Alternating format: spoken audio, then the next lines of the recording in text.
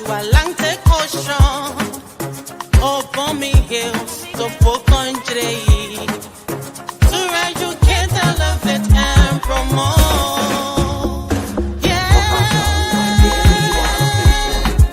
focus on Liberia,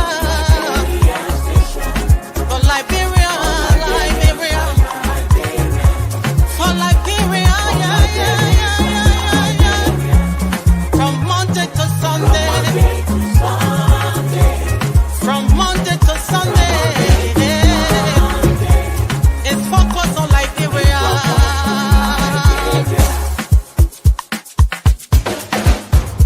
Talk about home affairs, hey, in diaspora, foreign affairs, hey, reliable information,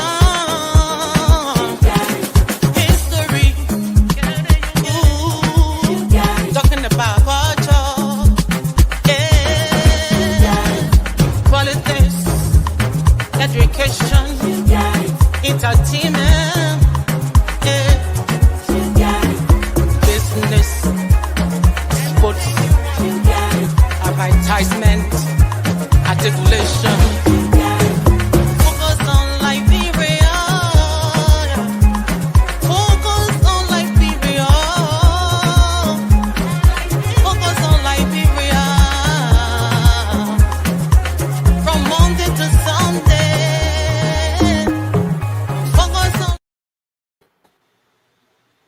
Hello, ladies and gentlemen. Good evening and welcome to Focus on Liberia. This is Roundtable Africa. Our topic: democracy at Crossroads. Lessons from Ivory Coast and beyond.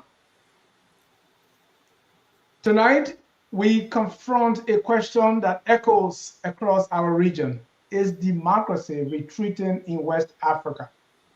From Ivory Coast to Cameroon to Tanzania, we've seen elections marred by exclusion, constitutional manipulations, and shrinking civic space.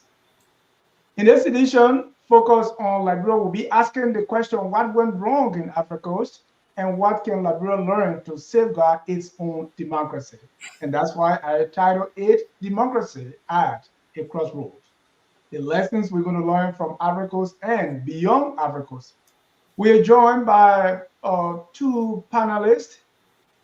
Introducing first is FOL political analyst Mr. Mohammed Sharif, a product of Waplo Institute, all the way from Rivergy. Welcome, Mr. Sharif. Dennis, thank you. It's good to be here. Let me also welcome, joining us for the first time, Mr. Samuel Ojeda. He is joining us from Phoenix, Arizona, where he works as a probational officer with the state of Arizona. So Mr. Jeda lived in Cote d'Ivoire before, and then this interesting very much. He's fluent in French, not only French, but Norwegian as well, and of course, English and his native crown. Jody, I want to wait. This is me. This is me, oh. Welcome, Mr. Jeda. Thank you. And we are happy to welcome you, being your first time on Focus on Liberia.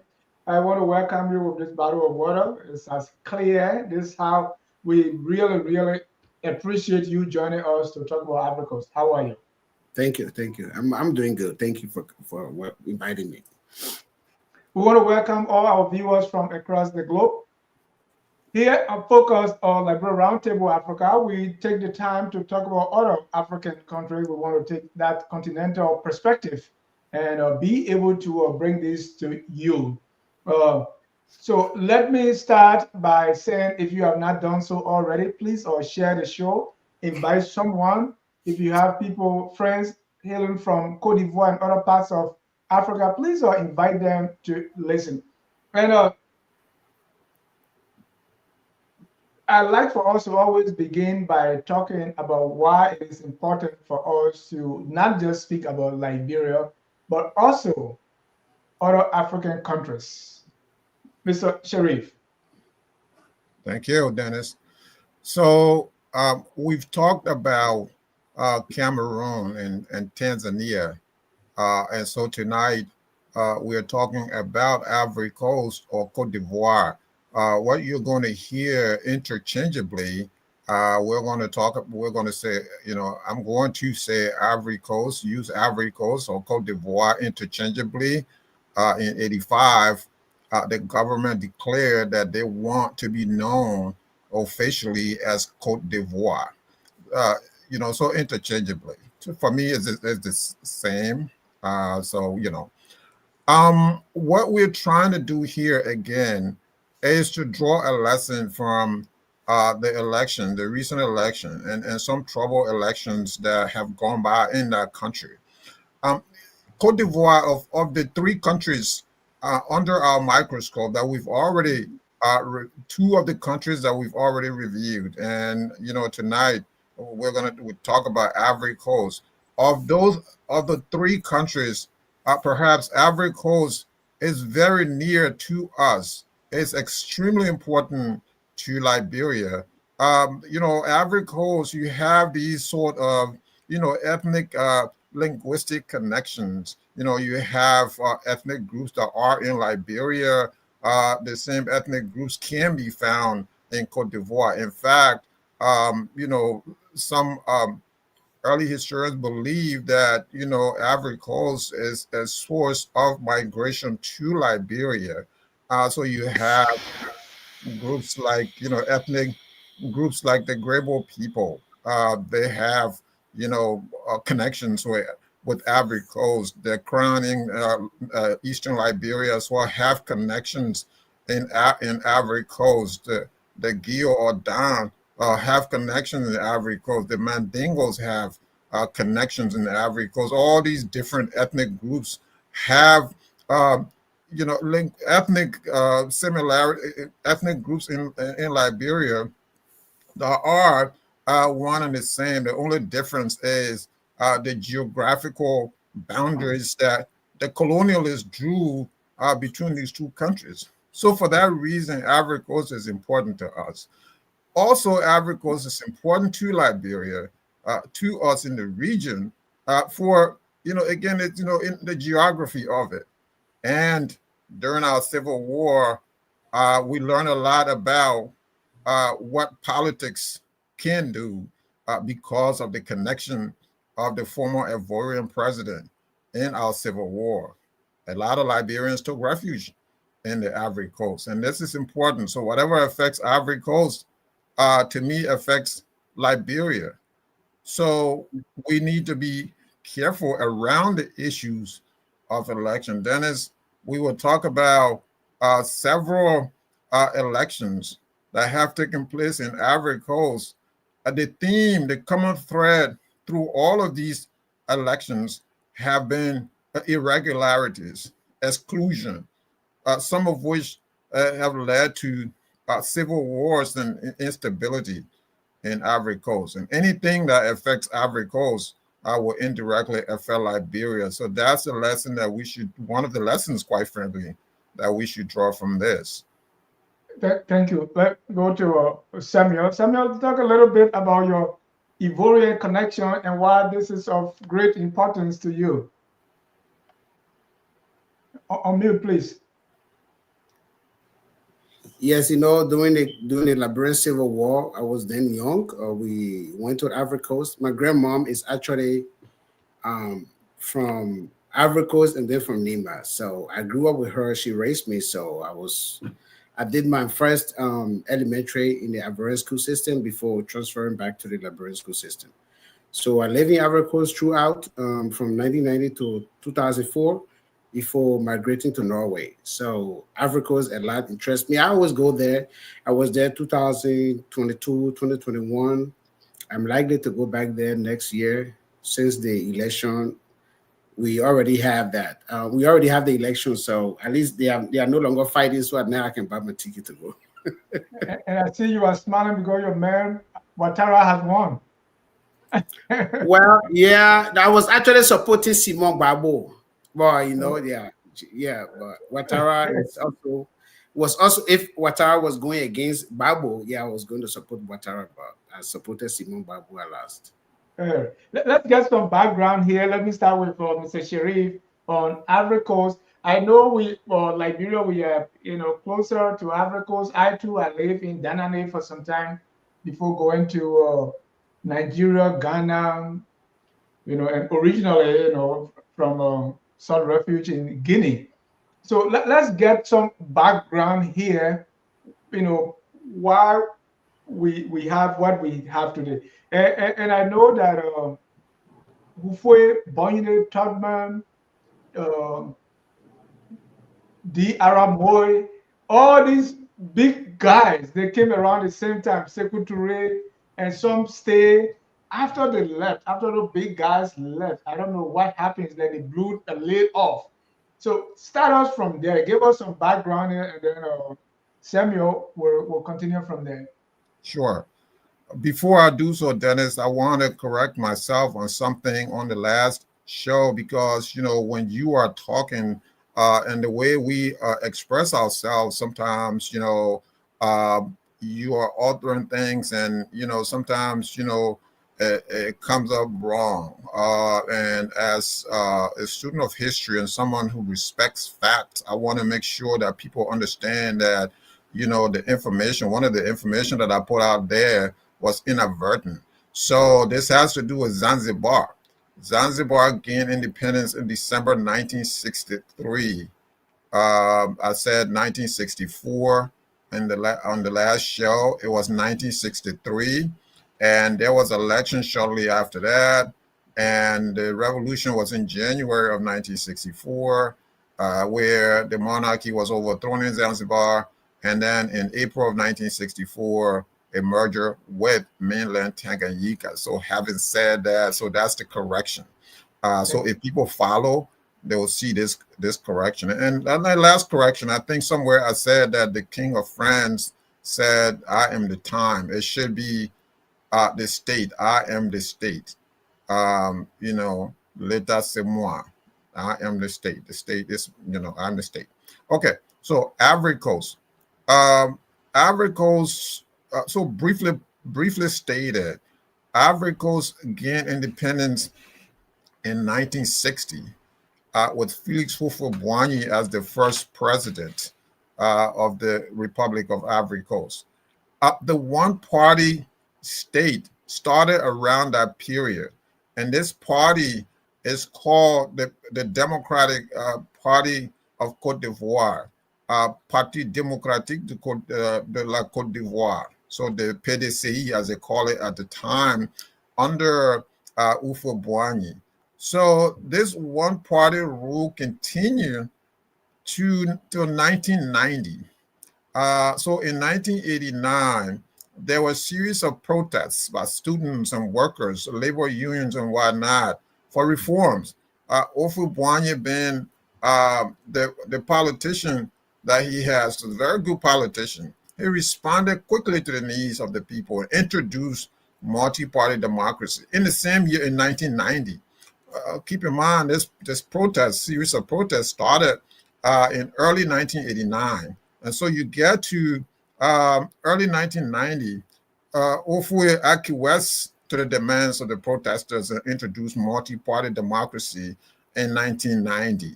Mr. Gbagbo, Laurent Gbagbo, who was a history professor at the university, registered his party, the Front Populaire, Mr. Gbagbo's party. He registered that party. He was the main opposition candidate in the election of 1990, in December of 1990. According to the Elections Commission, Mr. Gbagbo got demolished in that election, and he stood no chance against independence leader Houphouët-Boigny. So 3 years later, Houphouët-Boigny died, and he died, and the nation was mourning and all that. At the time, Alassane Ouattara was prime minister, but there was a guy who was the National Assembly Speaker of the National Assembly, Henri Konan Bédié. So there was a fight, political fight between Henri Konan Bédié and Mr. Ouattara on who to succeed the old man, Felix Houphouët-Boigny. In the end, Henri Conan Bédier was picked as a successor, as inscribed in the Constitution. And so for 2 years, Henri Conan Bédier completed uh, that term of office for Houphouët-Boigny. And in 1995, there was an election. In the 1995 election, Mr. Ouattara was excluded from that election. And there was the legislature, the National Assembly, passed the Ivory law that says that you have to have if you have either parents born outside of the Ivory Coast, you could not contest. So it is widely alleged or believed by many that Mr. Ouattara's one of his parents, especially his father, was born in Burkina Faso. And so Mr. Bédier usually referred to Alassane Ouattara as a Burkinabe, right? So he was barred from contesting that election. That election was held without Alassane Ouattara's participation. Fast forward to 1999, Henri Conan Bédier is overthrown by junior officers in the Ivorian military. Robert Gay, who was not part of this coup, Colonel Robert Gay, was called by the coup makers to take over as the head of the junta. And instead of transitioning, Robert Gay, again, he decided to run for president in the election of 2000. So now he took off his military uniform and he's running for president. Okay, it becomes interesting because Robert Gay goes again. The only person he picked to run against him was Laurent Gbagbo. He made a big mistake, underestimated Mr. Gbagbo, I think. And so during that election, Mr. Gbagbo is believed to have beaten Robert Gay. And meanwhile, Gay declared that he was the winner. Again, these elections commission, these electoral councils and whatnot, declared Mr. Gay said he's the winner. And then Gbagbo said he was the winner. It was widely believed that Gbagbo won the election. So there was a series of protests, and Mr. Gay was deposed. Mr. Gay had to step down. He ran off and went to somewhere along the border with Liberia. Mr. Gbagbo took over as president of Cote d'Ivoire. Again, fast forward. This is a really, really long history. And, during this time, Ouattara didn't compete in that election. The next election was the election of 2000. There should have been an election in 2005. That election was not held. Mr. Gbagbo's term expired in 2005. That election was not held. At this point in time, the country has gone into civil war. Northern rebels under the command of Guillaume Soro. Guillaume Soro was the ally of Alassane Ouattara. They've taken most of the country. They are threatening to take over Abidjan and all these different places. They've occupied a lot of towns and villages. And Gbagbo said that the election could not be held. So this election that should have been held in 2005 was finally held in 2010. And that's the contentious election that we all know about, where both sides, both Gbagbo and Alassane Ouattara, were claiming victory. Many observers believe that Alassane Ouattara won that election. But again, Gbagbo claimed that he won the election. His election commission awarded the victory to Alassane Ouattara. Again, the Electoral Council, however, awarded victory to Gbagbo. So you had the two sides that claimed the presidency at that point in time. Meanwhile, they were fighting in Cote d'Ivoire all over the place. And in the end, Gbagbo was captured and Alassane Ouattara took over. This is a long story, but I have to just, briefly state these things, and, we'll get to the details. We may get to the details later, but this is how we got here. with this kind of exclusion that's going on, Alassane Ouattara, who was excluded before, come 2025 election, he has excluded, effectively excluded members of the opposition that would have caused trouble, that would cause him trouble. Bagbo is excluded. Tijam Cham is excluded. Guillaume Soro is excluded. Guillaume Soro, in fact, is in exile right now. He can't return because he's threatened with arrest if he returns. Guillaume Soro, Dennis, was the leader of the rebel movement that supported Alassane Ouattara, the close friends. And Guillaume Soro at some point became prime minister of Cote d'Ivoire, and he became president of the National Assembly, young guy. And his only crime was that after Mr. Ouattara, he had presidential ambitions as well. And that was his only crime. And right now, he has been effectively sent into exile. And so these powerful figures were excluded from this presidential election. The Fraternité Matin, an Ivorian newspaper, I just read that before I came on the show, announced that Mr. Ouattara won this election by 89% of the vote. You have these token candidates like Simon Bagbo, token candidates. There's a guy called Beyond. All these people that you never heard of, that he picked to run against him, they are token candidates. So basically, that is to conclude on this part, is that all Mr. Ouattara is doing was clearing his calendar. Election in 2025. So I'm just going to go ahead and clear my calendar. We're done with that. Thibaut Nage, this is a guy who was the Undersecretary of State for African Affairs at the United States State Department, said recently that these African leaders like Ouattara and Paul Biya and what you saw in Tanzania, what they're doing is they hold these elections just to be eligible for international funding. This is no election. These elections are not free or fair, and it's very dangerous for Africa. Certainly for us in Liberia, this is dangerous for the region. Thank you. And I want Sam to pick up from there. Sam, what I want you to start from is Africa has a history since the days of Bufwe of exclusion in their elections. And one of the issue is Ouattara just won his fourth term, which according to him is just his second term. I want you to pick up from there. All right. I just want to buttress a little bit on what Honorable Sharif said regarding the 1995 election.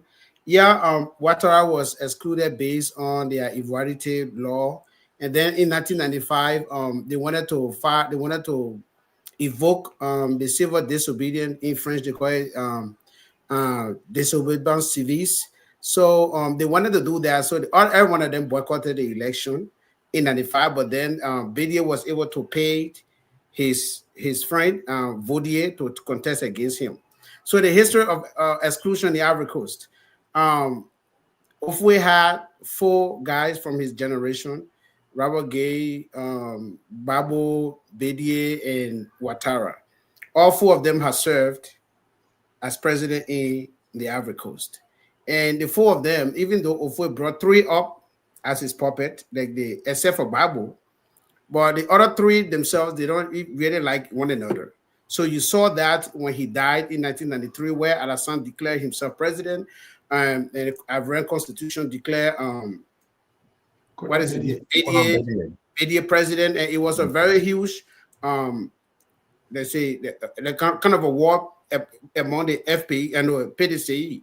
So fast forward, you have Ivoirité law came in. Robert Gay used the same Ivoirité law, and then Bédier to fire Robert Gay as the chief of staff because he didn't trust Robert Gay. They are, as I said, they are the fourth. They call them the cat of Ofoetiste. There are four of them. So he already had grudge against Bédier, against Babo from the get go, but little grudge against Alassane because at that time the both of them paired against Bédier. So 1990, that's the 2000 came. He used the Ivory law and excluded Alassane Ouattara and four other candidates. Babo then he didn't protest by, let's say he's not going to he didn't protest by boycotting this time around. He participated and they went on. 2010, before 2010, they had a, let's say, another referendum where now the Ivarite, they canceled the Ivarite where if your mother is from Ivory Coast, you are also eligible to participate in the election. Not only your both parents, because the Ivarite law only allowed the person with the both parents from Ivory Coast to be president. So after they canceled that the Ivarite law, Babu thought he was going to win. He underestimated the North. He didn't disarm. There was no disarmament. So the rebellion in the North, they still have their arms and ammunition, and they are strong supporter of Alassane Ouattara. Babu underestimated them. He thought that Ivorians still love him. He lost the election, but then the shame got him. He said he won. He had his cousin at the Supreme Court, who also kind of talked to the Constitutional Court, announced Babu why his appointed the chair of the election commission announced Ouattara.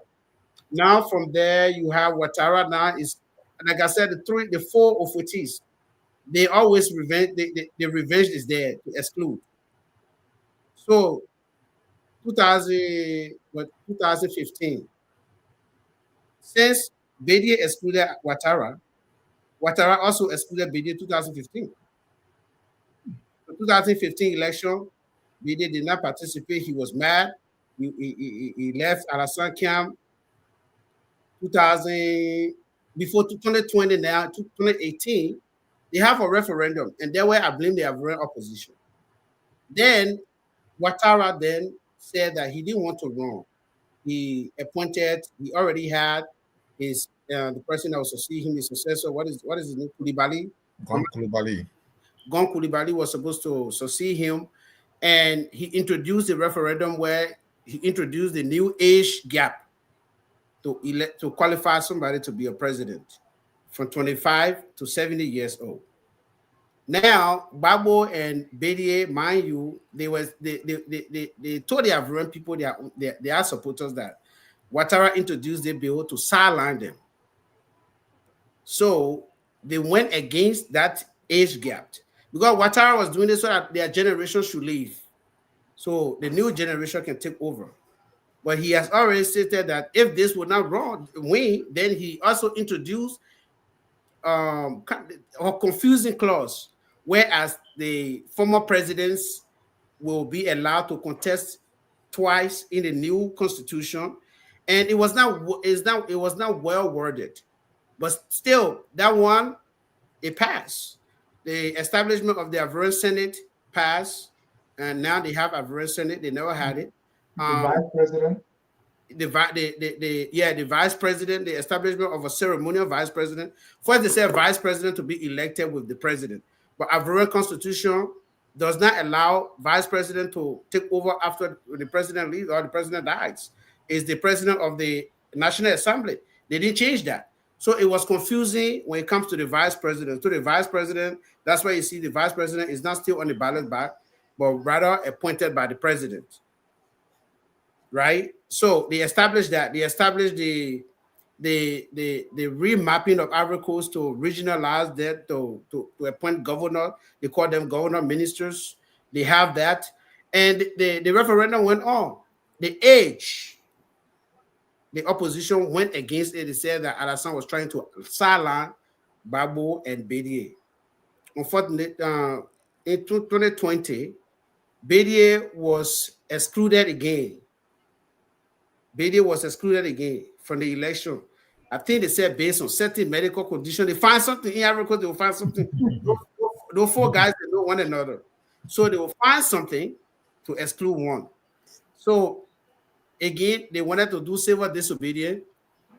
Alassane was able to pay Bédié cousin, who was then the kind of a fought out of PDCR, KKB, they call him KKB.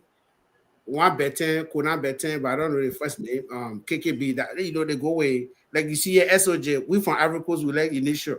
We don't like too much full name. So KKB then accepted to run against Alassane so that the civil disobedience cannot be evoked. Now, Bédier died. Only Bible is alive. Then nobody cared about his third term because after that election, they even when they will have a presidential election, and then a few months later, then a parliamentary election. So they have that. Other participated, yeah, they participated 2020 municipal parliament election. Everything went well. This time around, they were hoping that Babo would not be excluded and Tiam would not be excluded. So they didn't have problem from the beginning with his fourth term. After that, he found that Babo was the exclude because we call them the exclusionary generation. They exclude one another all the time in election. Tiam is the victim of that because Tiam he's not part of their generation, but he added Tiam to Babo, and there where we are. So to me, I always blame oppositions in Africa. We are not united. We see that in Liberia today. We allow the ruling party to kind of come between us and do everything. Now the Simone Babo, who was Babo's wife, was illegible. Like they allow her. But the same reason they denied Babo though, she had that same problem because she was also sentenced, she was convicted to 20 years. They sentenced her to 20 years in prison, like Babo. But I don't know what she did. She was eligible to run, but not Babo. They said Babo did not file to restore his rights as a citizen. So therefore he won't run. Tiam on the other side, when he applied to the election commission, then he was still French citizen. They said no, they couldn't accept him because he have to denounce the French citizenship. He went ahead and denounced it. They still said it was too late for him to participate. So the exclusion in Ivory Coast is like from Bédier time. So for me, Ivorian problem, I don't like comparing Ivorian problem with the other African nations, especially like we saw in Senegal. Senegal, Macky Sall did the same thing. In fact, they detained the guy, the main opposition candidate. They detained him, sent him to jail. But what did he do? He said, okay, it is not about me. I will still appoint somebody else to go in the election 3 months. He appointed the president now in Senegal. And he told his supporter, see him as me. So I think the opposition in Africa should have done that instead of boycotting the election and sending their people to go fight at the election ground, burning things. At the end of the day, those that participated accepted the results and blamed the opposition because if you listen to Simone Babo's speech, she didn't blame Alassane Ouattara. She blamed the opposition for putting fears in their supporters to go vote because we have many people that they asked. They wanted to go vote, but they're afraid because the people threatened them, if you go there, we want to fight you. So most of them didn't go because the opposition again wanted to file civil disobedience. The civil disobedience is only filed when the president runs on a white ballot. You have 5 candidates in the race. So why you think the civil disobedience will be successful? So I think Babo miscalculated everything. He should have also appointed somebody from his party to say, yes, go ahead and contest against Alassane and tell his supporter, like this guy is the prime minister of Senegal did. Do not see me as Babo. See this guy now as Babo. 100% that guy are going to have, but Alassane not going to have free ride. Babo also eliminated the simple rules, the simple majority. Before in Ivory Coast, he won with 38%. In 2000, he didn't win with 50%. It was 38%. So when he changed that, under the pretext that Ivorians still like him, nobody will win him, so he can go for a rerun like they did. They can go for the runoff that they did in 2010, and he still lost. Now it stands. See Alassane how he won the election, 80 some more percent. And you can't blame the international community for not condemning Alassane because the Ivorian did not actually looked into that clause when they voted for it, that after the amendment, all former president have they can contest in the Equalitarian Republic. The Constitutional Council went and interpreted it and said that yes, Alassane is still qualified to run. In 2020, then he was going for a third term. Nobody had problem. Now, yeah, we have problem with him and protest, the protest upon protest, but now the protest has ceased. They are now registering, sending their application. Even the opposition that said boycotted, you see that problem, right? Those that boycotted the election now telling their representatives to fight to go ahead with their candidacy. So what is the point of boycotting the election in the first place? You should just send your candidate if you know you participate in the municipal and the other elections. You should have done that. So historically, Africa has always had era of exclusion. If it is not your turn, just sit down. Bédié excluded Ouattara. Gbagbo then sympathized with him. 2000, Rawa Gay excluded both Bédié and Ouattara. Then, 2015, Bédié was excluded. 2020, he was excluded. And then he got mad. A lot of people said that's what killed him. So they always accused Alassane of killing Bédié because they said Bédié was traumatized from the rejection after he already made peace with Alassane Ouattara. Thank you. Hi, my name is Addie Tyler from Pennsylvania, and you're watching Focus on Liberia. Okay, we focus on the democracy at Crossroads, lessons from Ivory Coast and beyond. Let's drill a little bit more on 2025 elections. What were the key controversies surrounding the Cote d'Ivoire 2025 elections? Let's talk a little bit about that. The key issue here is the undemocratic tendencies that the opposition felt that Alassane Ouattara is expending. First of all, Alassane Ouattara has committed, in the eyes of the opposition, a takeover, a sort of coup d'etat to extend his own rule. And it was initially 2 terms. And so he reached the end of his term, first and second term. And now, first and second terms. And now, at the end of the second term, somewhere around towards the end of the second term, he declared that he's not interested in running for a third term of office. So his Amadou Gon Coulibaly, who was very close to Alassane Ouattara, was handpicked by him to be his successor as the leader of the party. Immediately after that, Amadou Gon Coulibaly got sick and he died. And he was buried. Hamid Bagayogo was then nominated as defense minister. It was widely believed that Hamid Bagayogo would have been the successor to Alassane Ouattara. Hamid Bagayogo got sick. Also died. He died. Peace be to their ashes. Coincidence. These gentlemen. But this is confounding to me. It's confounding to me. And so after all that, Alassane Ouattara then decided that, okay, well, this is it. After that, after Bagayogo was buried, and there was a calculation that he's going to stay on. And he stayed on for a third term, and now this is the 4th term.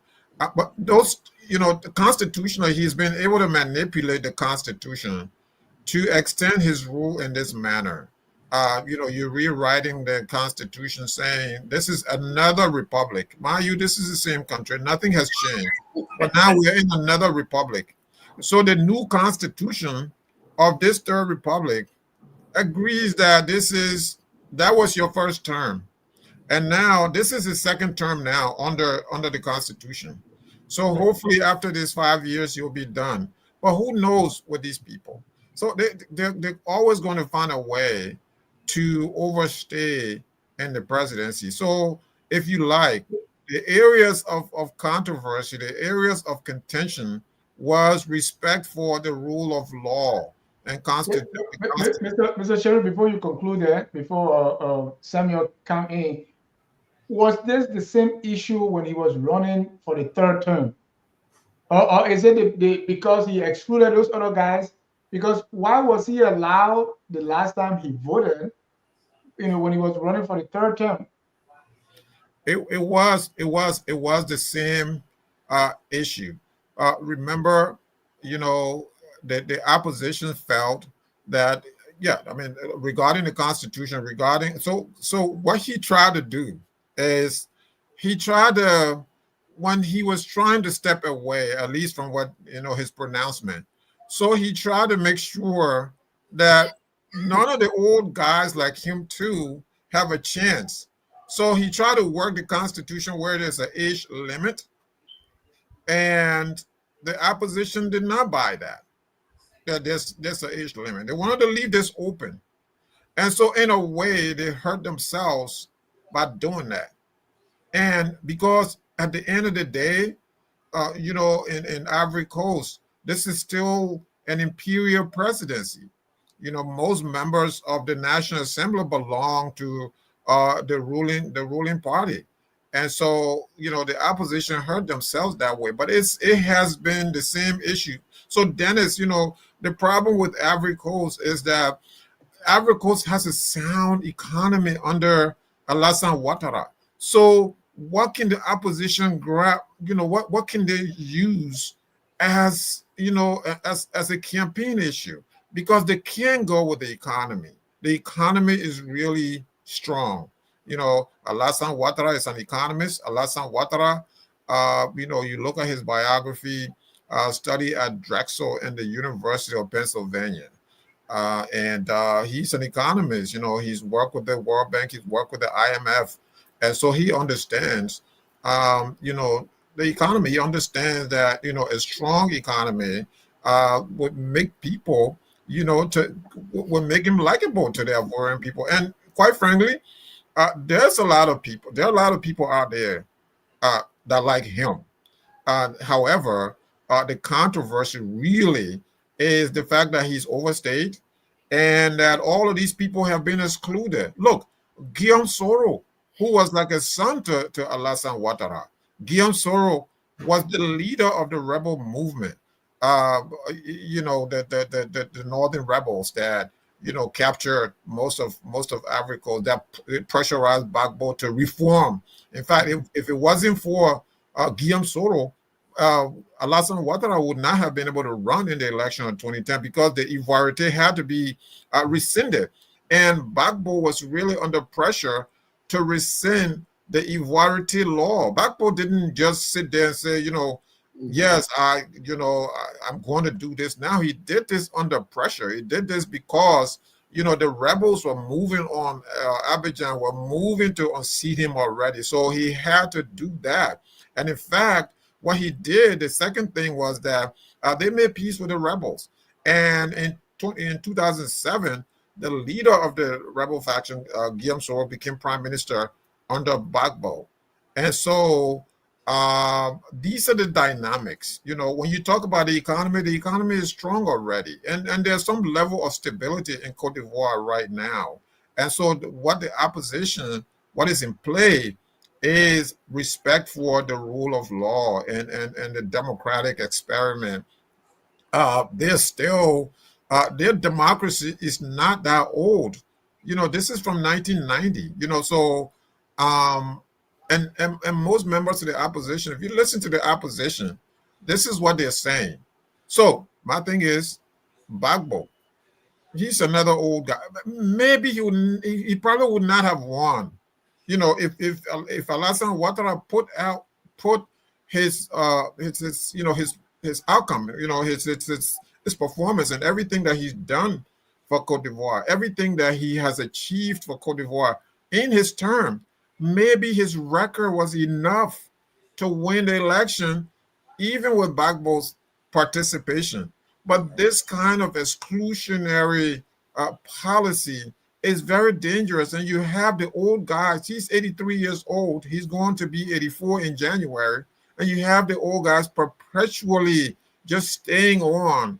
And this sort of thing, these sort of things really invite, invite chaos. And in the end, it invites a rebellion. Dennis, I'm going to land on this. Even Guillaume Soro has called for rebellion against Alassane Ouattara. The army has not responded to Guillaume Soro, their former commander. They've not responded to him, but he is very despondent. He is very dissatisfied with Alassane Ouattara, and he has called for rebellion. He has called on the army to take over because of the unconstitutional things that Alassane Ouattara continued to perpetuate in Cote d'Ivoire. Thank you. Sam, I want you to pick up from there. The issues surrounding this, the Yeah. 2025 elections. Yeah. So And because, go ahead. no, go ahead. Is that because I No, want I to? said Yeah. because the last time he ran, that was not an issue. And before you even come in, let me kind of reflect on the minds of people. Laurent Gbagbo, by an alliance of rebel soldiers supported by the French army and the United Nations operation in Cote d'Ivoire. He was there in the bunker with his wife and son. His cheek appeared swollen from where a soldier had slapped him. These forces had captured Laurent Gbagbo for refusing to hand over power to his opponent after an election runoff held in November 2010. Laurent Gbagbo had been defeated in this runoff election. yeah, we all watched this and it was sad. But talk to me, about he was able to run. This kind of thing did not really, we didn't hear much of it the last time he ran, when he ran for a third term. This time it's become an issue, and I think mainly due to the exclusion. Yeah, I think yes, I think they, and then again, Babo is 80, Ouattara is 83, and he actually was fighting for their generation because their generation is a generation of exclusion and revenge. You see, like for instance, Babo was going to kill Ouattara during the 2000 during the rebellion, the 2022, but when the army arrived there, he already left. He went to the German embassy, and they destroyed his home. You saw that Robert Gay was killed in the process. So these guys, when and then when Ouattara took over, he's like, he's not going to in any way compensate Babo either. So he went and jailed Babo. Babo was going to die too in that jail when they caught him in The Hague. So when they called him to go, when international community indicted him, that's the reason why you see Babo alive there today. If Babo were to contest this election, there is a possibility he win election. Because Babo has poisoned the Ivorian mind that Ouattara is not one of them. Bédier, Babo, Robert Gay, those three groups, those three Ofuetis, they poison the minds of Ivorian, saying that this guy is not Ivorian. We don't want him. And Babo was in the parliament when they voted for the Ivory. He didn't abstain. He voted for it. So there is a possibility. Then I believe what Honorable Sheriff said about him being under pressure because he voted for the Ivory law. He was still then a representative then in the House in the Parliament. He was then a member of the House. So he should have actually protested and said, no, FPE is not going to take part in this. But FPE took part in that. The exclusion caused the problem that they have here today. And this problem derived from Henry Konan Bédier and Babo himself. You can blame him. They accept Tiam, whose father is from Senegal, because his mom is Ofue's sister, then he's Ivorian. Alassane, whose mother is also hailed from the Mandingo tribe, and then father from Burkina Faso, is not Ivorian because they assume that the Mandingo woman is probably from Mali or maybe Guinea or from. She's not Ivorian. So you see, that's the unfairness that they have done to Alassane. Alassane knew very well that if he said yes, I'm no longer running, if Babu were to come back or Bedi take over, they're going to send him to the Hague too, because they know very well that all the rebellions that happened in Ivory Coast, everybody pointing towards Alassane Ouattara. So you think Ouattara will sit there and say no, I should allow Babu to come back? Forget it. It won't work. So the four Ofutis, they should have left the Ivorian political scene, that new generation overtake. But then again, the opposition did not see that happening. They convinced people. We did the same thing in Liberia when President Weah introduced the term limit. At that time, we at the opposition said that we were doing it to extend maybe he wanted to be like the other Africans. He wanted to contest for the third term. And we contested this, and then we protested for this, and we convinced the voter, and the voter said no to it. Today, President Weah is not president. Guess what? We lost this opportunity. We allowed these senators to sit there and for 9 years instead of 7 years. If this were going to pass, we're going to go back to the 2005 election where the majority, all the senators will not be there going for 9 years again, they'll go for 7 years. But we did not see that. That's the same thing with the Daily Ivory Coast. They were looking at the target of Alassane Ouattara, that he's targeting those two men. So the opposition was focusing on Gbagbo, who was in the Hague then, and then Bédié. So guess what? It went for no. Now, this clause that say all former presidents are allowed to contest.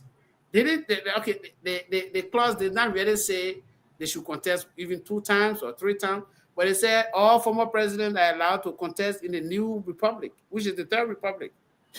Are you going to say no? So from the beginning, when he was going for a third term, we didn't see the type of protest. And like you said, Alassane Ouattara actually built Ivory Coast and gave it a very good economy.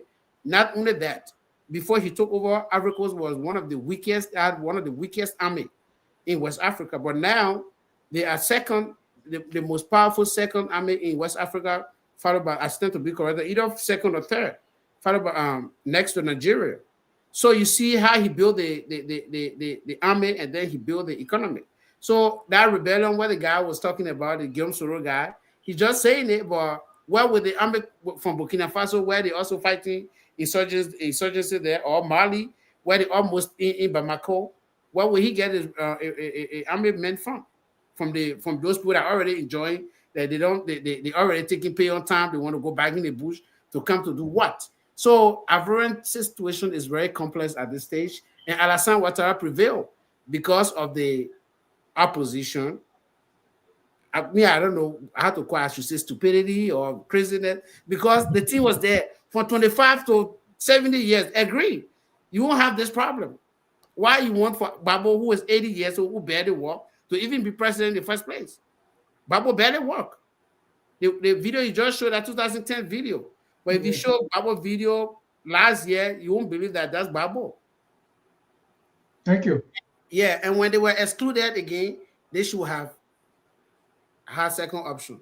I think Gbagbo should have placed somebody in his place. Like you said, Soro Guillaume is Gbagbo trainee. He and Gbagbo still good friends. Even when Gbagbo came to the country, he pleaded with Ouattara to allow Soro Guillaume to come in. But Ouattara said no, because Ouattara knows Soro. Soro the power. So they want for Gbagbo and Soro to go back together. No, that would be a very big rebellion. So for me, I support Ouattara in this, because they should have voted for that constitutional amendment when they have the referendum, no to, or yes to 25 to 70 years to be qualified as president. And when you are 70, you can't go for 2 terms. That was stipulated in that amendment, and they said no. Opposition said no. Like the same mistake we did making Liberia. We made that mistake in Liberia, and it will take a long time for us to reduce that presidential term limit. I think we had it, we did not accept it. So you already mentioned Liberia. Let's see. What lesson can Liberia now draw from the Ivorian experience with constitutional term limits? So the thing we can do in Liberia next time, if and only if the Bouakai government will bring it back, we should go back and reduce 6 years to 4 years or 6 years to 5 years. My problem here is the Senate. The Senate had too long, they have long time to eat. And the Liberian people are suffering. I think we should give everybody 6 years, 4 years. At least they will do something, because if you have long time, see, they can use 6 years to eat free. Then at 3 years now they start going in villages, to talk to the Oma them and Oma. Oh, the man is so nice, the man like this. We do that in Grand County all the time. We see that. So Liberia should actually learn from our mistakes. Opposition should always hold together, because Africa is a country of opposition. When yesterday everybody liked the UP government, the rescue government, because then they were opposition. So they go there, everybody now beyond CDC, right? So the opposition should always hold together and look at the good thing in anything the ruling party is doing and support it, instead of just saying no to everything. That's the mistake we make in Liberia, and they made the same mistake to Ivory Coast by not voting for that for 25 to 70 years old. Because Ouattara couldn't have even contested 2020 because you're already over 70. Thank you, Mr. Sharif. The same question: what lesson can Liberia learn from the Ivorian experience when it comes to term limits? The lesson to learn is, I mention this all the time, where these leaders look at one another in the region, or across the continent. So Ivory Coast is right next door. It'll be interesting to see what Mr. Bouaka is going to do in 2029. If Alassane Ouattara can get away with this, then what is stopping our president from doing anything to keep himself in office a little more beyond? The only saving grace I would say is that Bouaka will be 85 years old when he comes up for re-election, I think. And at that time, he may just do his one term if he wins. That's if he wins. There's no sort of assurance right now that his job is safe in 2029, because the opposition in Liberia is getting stronger by the day. Because of some of the policies that the administration is conducting at this time. So that's one lesson. One lesson is that term limits should be respected. I go back to something I said the other day. Those who came before Mr. Bouaka, Ellen Johnson Sirleaf, for example, when her term was over, that was it. It was 2 terms. Even though I don't like the presidential term, it's too long. 6 years is too long. You need to cut that down to 4 years. So, however, when her term of office ended after 12 years, she, retired, and she's in retirement now.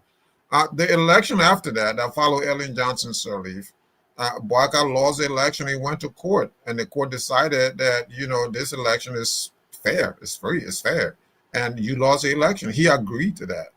And again, when he won, George Weah, the incumbent president, said that he agreed with the vote of the Liberian people.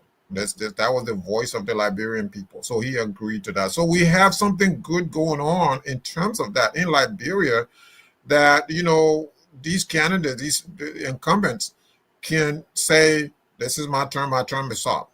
And then, that an incumbent can actually concede before all the ballots are counted. So we have that good going on in Liberia. In Cote d'Ivoire, it hasn't been that way. Look, go back to Houphouët-Boigny. Go back to that election in December 1990. When Bédié was defeated, and that looks like it was a fair process, because Houphouët-Boigny was very popular, so Bédié had no chance against him at the time. But the elections that followed that in 1995, in the year 2000, in 2010, those elections have been marred by exclusion. Some sort of exclusion, with the exception of 2010.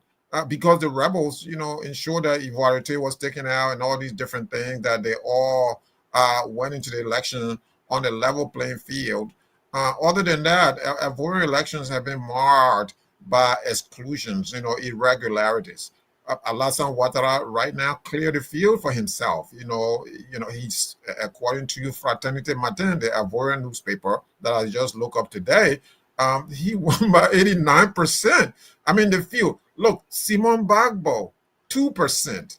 Okay, beyond 3%. Some guy has 3.6%. All these people, nobody hit 5%. So that's how he wanted it. You clear the field, right? And you don't have the strong candidates. You clear the field. And once you clear the field, you go out there with the token candidates. And those token candidates, they're happy to be in the race, because what's going to happen, Dennis, is that they want position, they want jobs. Look at Liberia right now. Our foreign minister, the foreign minister right now, like the Liberian foreign minister, had a political party. Dennis, do you know the name of the political party? Because we interviewed, so I remember. You remember that African party? Liberation League. What is it?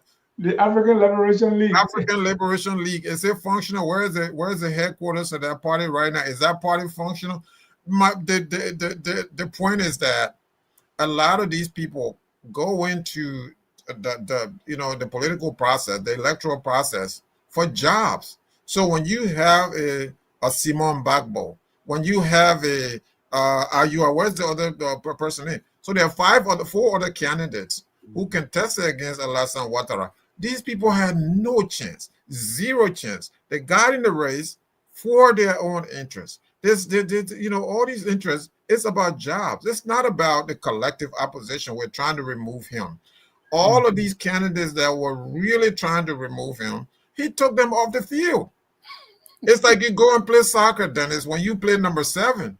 Right. And I put my team against you, and I guess you were the best number 7. And I say, see that Dennis guy? I got to get him off the field. Okay? That goalkeeper, we got to get him off the field as well. You clear the field. You clear the field, and that's what happened in Africa. That's why maybe I want to understand this from Sam, right? Do you think the elections that Babu won, do you think they were free and fair? Or do we call this a constitutional coup d'etat? Which one? The one Babu 2025. The 2025 election won by Ouattara. Yeah. Were they free and fair? Okay, well, the process, if you say the election day itself, if it was free and fair, yeah. Cheating on election doesn't occur on the day of election. No, but when I cheating, no, because he knew very well he was going to win the election. He had very weak candidates in the race. Was the election free and fair? Yeah, it was free. The process was not fair, but it was free and fair. When the process of vetting the candidates, of other candidates, no, it's not. It wasn't fair because he excluded the main political party. But the election itself is free and fair because. If I'm the striker, you put me off. Right. You're the best goalkeeper, you put me off. And then you play so people like well, but you see that's where I came from. No, I'm not talking opposition yet because the playing field must be level. You are the president, you control everything. You exclude the other people, and you agree that is not fair. So you prepare the ground, you take out all the people that will contest against you, then you pick in 1985 President Doe. What he did, he excluded Bacchus, Murphy, Amos Sawyer, all those things. So what he was doing yesterday was, okay, nobody knows Boulay. Edward Bien Kessely was like, in fact, they were trying to make him vice president. And then Jackson Doe. Right. So it's like, what happened was, just like you said, the other party said, okay, let's galvanize behind the people you picked. But it doesn't mean it was fair. So I want also cross that because are we witnessing? Let me ask this question this way: are we witnessing a constitutional coup d'état in Ivory Coast? Yes. I can say yes and then no. Okay, tell us. Yeah. Okay. Yes, in the sense that he shouldn't have excluded Tiam for Babo is understandable. But for Tiam, I think he shouldn't have. For Tiam, it was not. For Babo, yes, it was constitutional because Babo did not restore his rights. In the United States, I work as a probation officer, right? Most of the people when they get off probation, we give them a form to restore their right to vote. The felon, if you are a felon, you have to restore your right. Babo, okay, Babo, in my opinion, is taking Ivory Coast like the Cote d'Ivoire like his farm, like he owns it. They told him when he came to Ivory Coast 2022 that he still, even though he was pardoned, but he still has this constitutional right, duty to go and restore his rights. Who pardoned him? Ouattara pardoned him before. That's why he came to Ivory Coast. And what does pardon mean? When you pardon somebody, when you pardon, when you give that clemency, you pardon. What does it mean? It means that all your rights are. It means like whatever you did never happened, right? Yeah, but that's you're talking about Liberian terms or in Liberian judicial system or the American judicial system. In Ivory Coast, like for instance, like France, Ivory Coast, you are guilty unless proven innocent. Not like Liberia where you are innocent until proven guilty. But in Ivory Coast, once they arrest you, you are innocent. You have to prove beyond reasonable doubt that you are not innocent, not the prosecutor. That's their judicial system. So the same thing in Ivory Coast. If you are, whether you are pardoned by the president or not, he was supposed to go serve his term in 20 years in jail. They pardoned him for 7 years term, but he was also instructed to go and restore his rights. He refused to do that, saying that the entire process was politically motivated. So he didn't care to go then and do it. Last minute of time, he wanted to, but it was late because they gave him an appointment, and the appointment would be 2026. So he couldn't have participated regardless. So, and then he just took it upon himself that the only person that I see in this case that they took off was Tiam. Tiam shouldn't. I think they should have just let Tiam be, because he has renounced he has now denounced that the French nationality. He no longer needed. He's now Ivorian.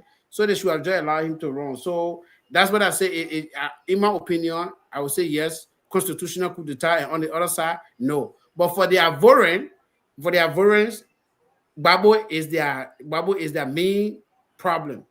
If Gbagbo was to actually accept that he was going to give another candidate from the PPACR that he created, yes, it was going to go on. It's not constitutional. Well, let me hear from you, Mr. Sherry. Are we witnessing a regional pattern of constitutional coup? What we see in Africa, is it a constitutional coup d'etat by Alassane Ouattara? What you are witnessing is all across sub-Saharan Africa, where leaders are changing the constitution to stay in office forever, or in some instances, leaders are giving you different results, even though the voters spoke in a different way, but the leaders who perpetually hang on are coming up with different results. Again, when people talk about the constitutional council, these constitutional councils are handpicked by these leaders. So in some instances, it's their family members who serve on the constitutional council. It's their family members who serve on the election commission. In Liberia, you don't have that situation. Not yet, right? Not yet. So therefore, you have some integrity with our National Election Commission. But in some of those other countries, like you saw in Cameroon, Katie was telling you the other day, that the head of the Electoral Commission, the head of the council, is Paul Biya's relatives, and he had 3 relatives in there. So are they going to sit there and dethrone their uncle? Of course, they're not going to do that. Dennis, is very troubling because our hopes was that this wind of change, democracy that blew through Africa in the 90s, that the gains would have been sustained, but in some ways now Africa is regressing. So, and when we talk about this now, we're very careful. So when you heard me explain all of this, I didn't even talk about North Africa, okay? Because in North Africa, most of North Africa, there's nothing there to speak of as democracy. If you start with Egypt, there has been one election since the days of the pharaohs. Okay, I mean that one election, and they immediately went ahead and removed their constitutional elected president. So whatever gain they had going on there was ignored by the military. Right now, you have a military dictator who's leader of Egypt. There have been no elections since the pharaohs. You go to Tunisia, they don't have real democracy.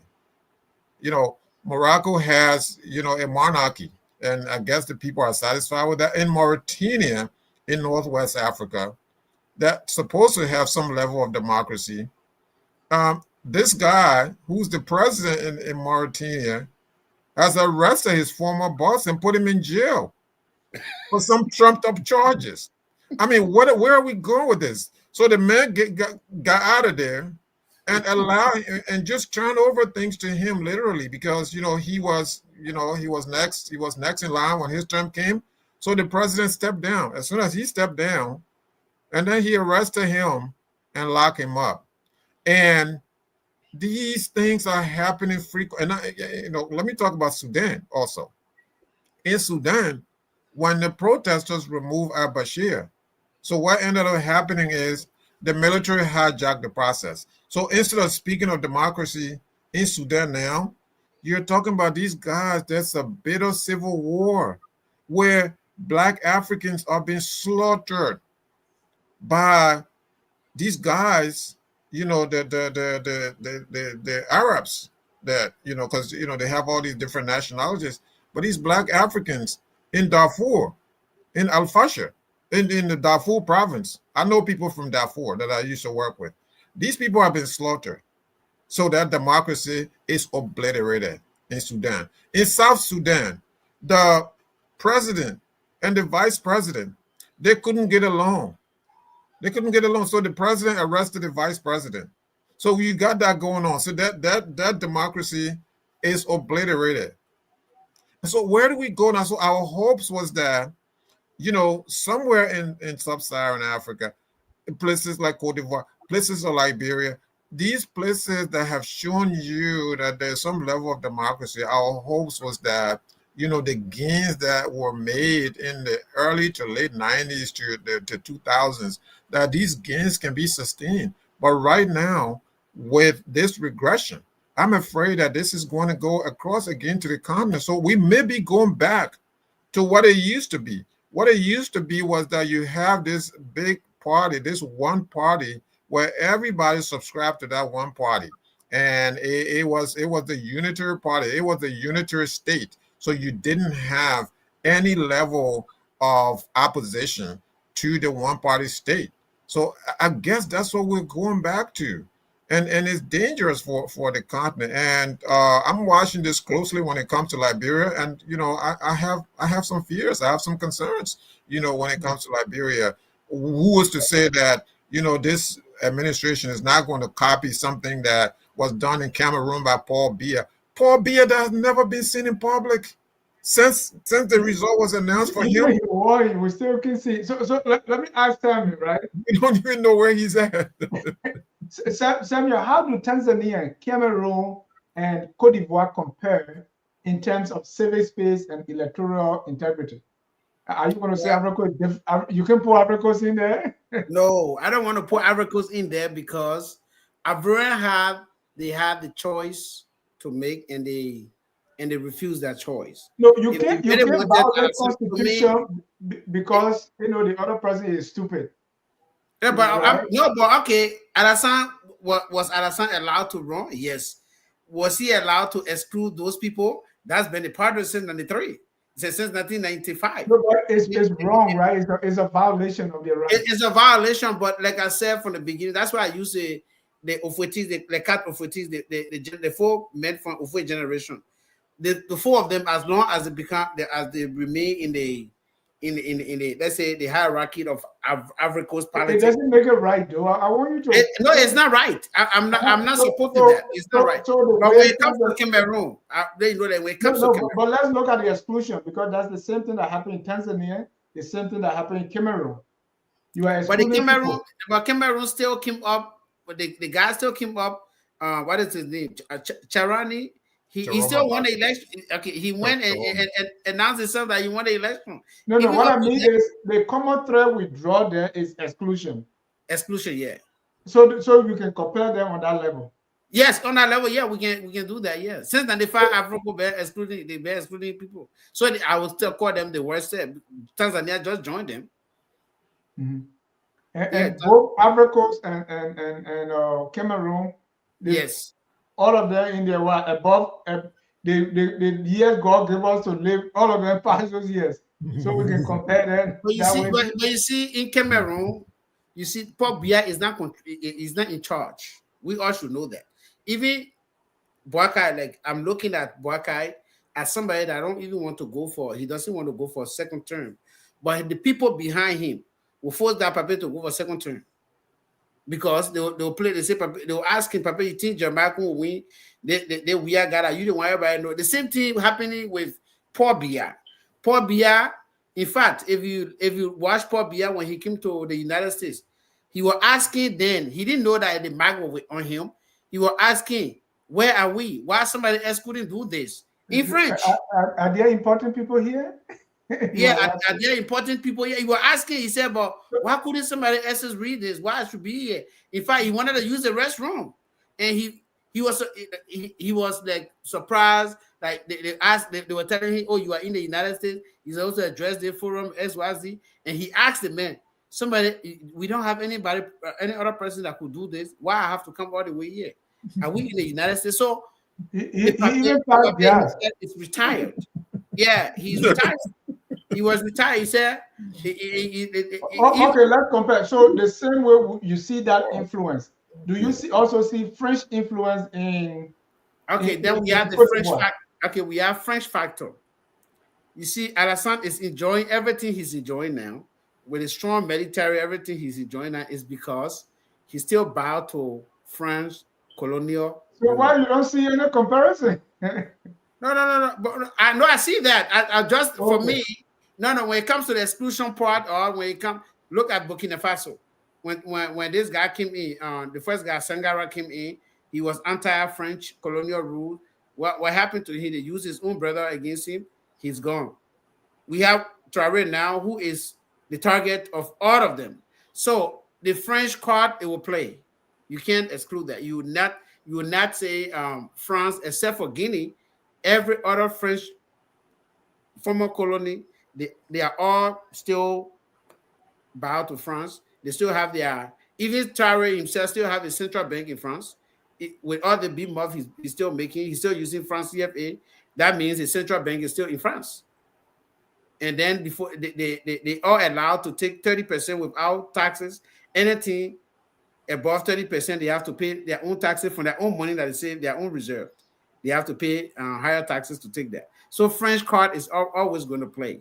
And you see, you saw in Gabon, how many international community you saw in Gabon, like talking about Gabon, then they coup d'etat in Gabon because they were nothing changed. It's still French in charge. Nothing changed. They still have French military. Everything's still intact. So why would they talk?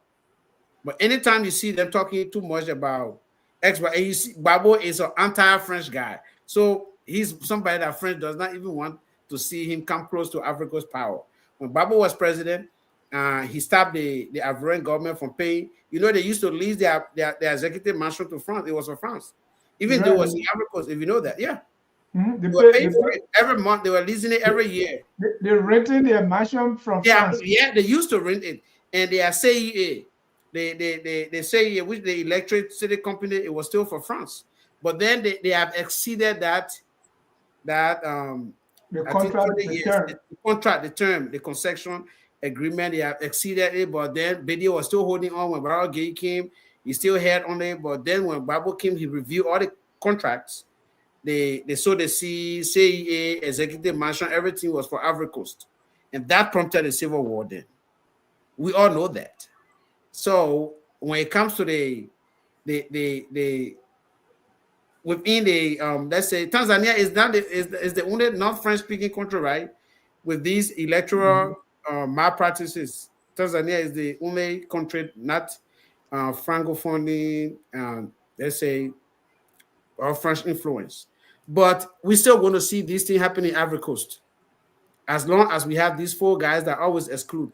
And then the new generation is now learning from this exclusion. I think they will still be continuing, because if you look at Africa's TV, if you look at their national TV, you'll see when the guy, he was going around asking, the journalist was going around asking people, and they said, we won't talk. One day we exclude them and they go put two in the country. So you'll see in the future that there will be a travel and religious conflicts. This is just starting, like that. Just mark it down there and see. It will be a religious, like now the entire Before I let you go, are you implying that even though these things are bad, but the okay, this is okay for now, or this they is are the not good. status quo? They are not okay, but in the eyes of the Ivorian, it's okay that they will pay back. It's not okay internationally. It's not okay. Even men with integrity would never look at this thing and say it's okay. But in the eyes of Ivorians, they will also do that. They will always pay back. That's what I'm saying. They paying back. The Thank you. revenge is the problem that mess with their constitution. And Dennis, to that point, right?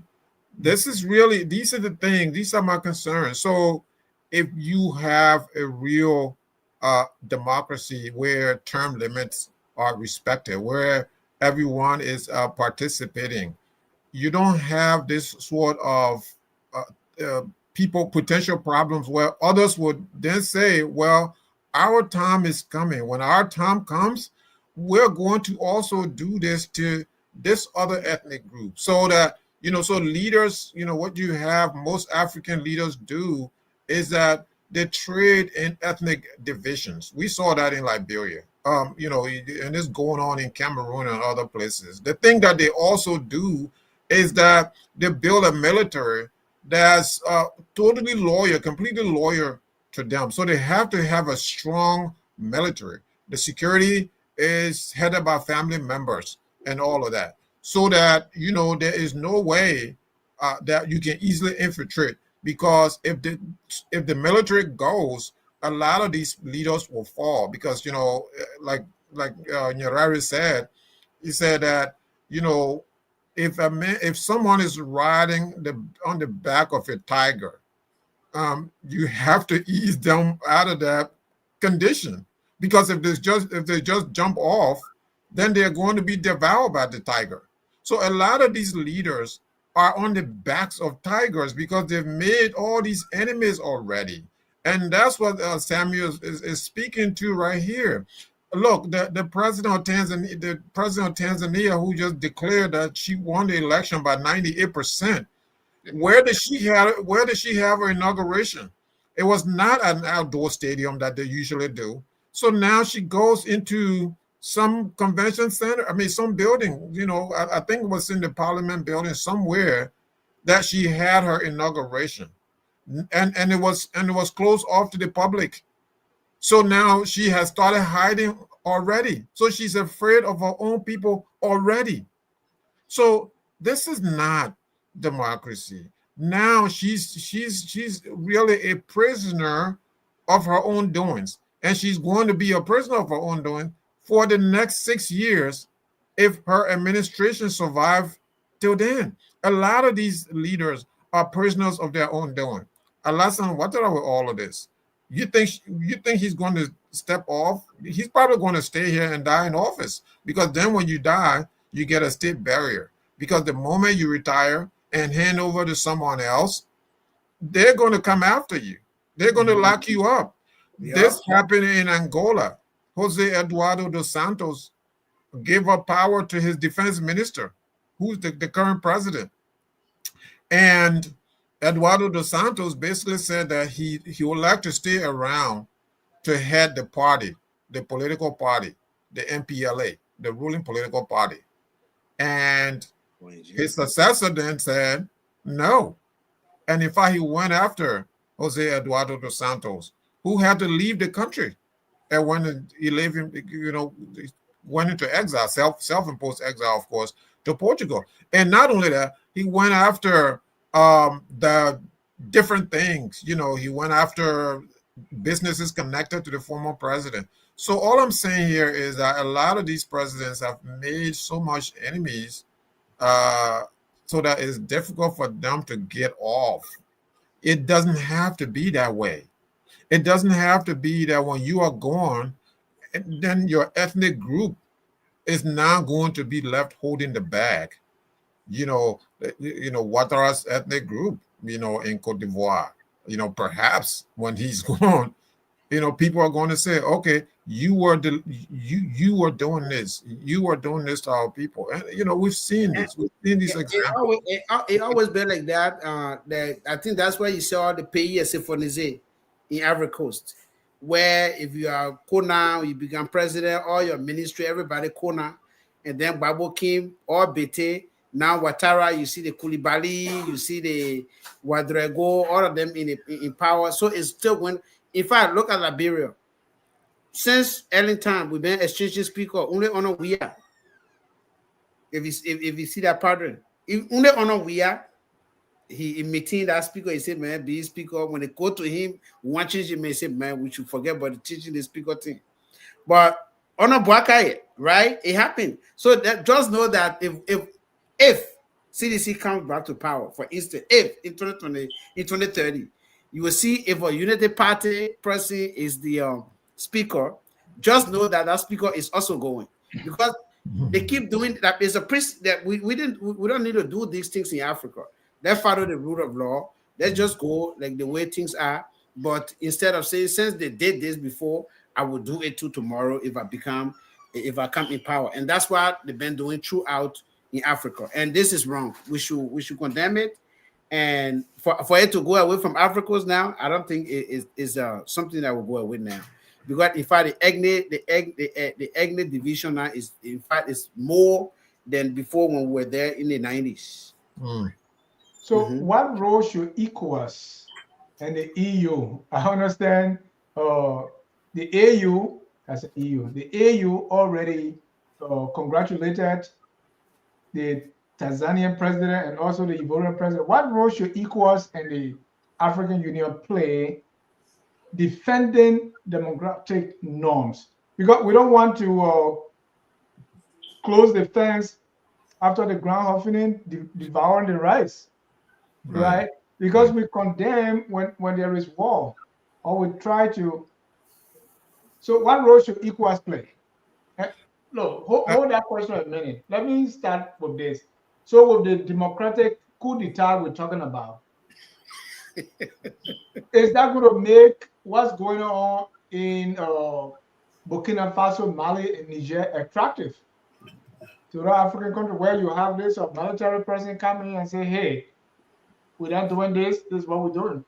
Yeah, it's going to make that attractive. Look, when the coup in Niger happened, of all the three coups, maybe the one I really would have said was justified, maybe in Burkina Faso. But I thought that the people should have waited for election in Niger, because that was a democratic process. It was a democratic election that brought that president into office.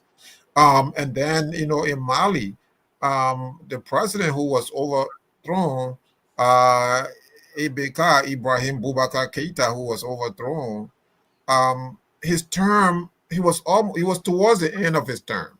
And so, the fact that the military intervened and those, military regimes are now very popular with their people says something. It says a lot. It says a lot about what is going on, the constitutional coup d'etat. There was a time, Dennis, shortly after the Liberian Civil War, ECOWAS developed a mechanism where they try to safeguard democracy. What we're talking about now was part of ECOWAS's plan. So they went into countries like Mali. When there was a coup in Mali back in 2013, they said no. ECOWAS said no. We don't need the militaries anymore. You're going to go back to democracy. And ECOWAS worked with the Malian people. They put pressure on the military junta. The leader of the junta stepped down under the threat of ECOWAS, and there was an election after that. ECOWAS went into Gambia when Yahya Jammeh tried to steal the election, and ECOWAS said, no, we're not going to do that. We don't agree And so, under the threat of ECOWAS, with the stick and the carrot, he left and went into exile in Equatorial Guinea, where he is now. And the president who was elected, Adama Barrow, is still president of Gambia now. They went into Sierra Leone and did the same thing when Johnny Paul Koroma overthrew the president, the democratically elected president of Sierra Leone. So ECOWAS did that for several years, maybe a decade even. Right. What happened?